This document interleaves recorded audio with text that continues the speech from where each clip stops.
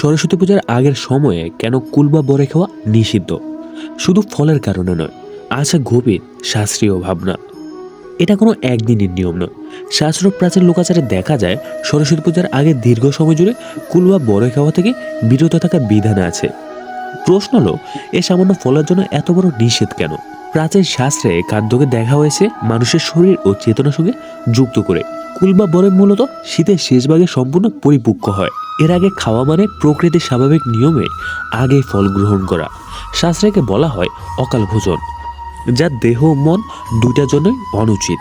সরস্বতী দেবী শুধু বিদ্যার দেবী নন, তিনি বাক, বুদ্ধি ও স্মৃতির প্রতীক। শাস্ত্রমতে যে খাদ্য শরীরে অস্থিরতা আনে তা বুদ্ধিকেও অস্থির করে। কুল ফলকে প্রাচীন আচার্যরা এই সময়ে রাজসিক প্রবণ খাদ্য হিসেবে দেখেছেন, তাই সরস্বতী সাধনার আগে এটা পরিহার করা বিধান তৈরি হয়। সরস্বতী পূজা মূলত ছাত্র সমাজের উৎসব। আগেরকার দিনে ছাত্রদের জন্য এই পূজার আগে চলতো এক দীর্ঘ সংযমকাল। কুল না খাওয়া ছিল সেই সংযমের দৃশ্যমান প্রতীক, যেন শরীরের পাশাপাশি মনও শৃঙ্খলাবদ্ধ হয়।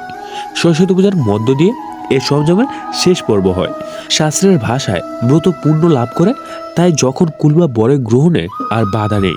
সরস্বতী পূজার আগের সময়ে কুল না খাওয়ার কোনো সামান্য বা অযৌক্তিক নিষেধ নেই। এটা প্রকৃতির শরীর, মন ও বিদ্যা সাধনের এক গভীর সম্মিলিত দর্শন। শাস্ত্রে খাদ্য শুধু আহার নয়, এটা সাধনারই অংশ।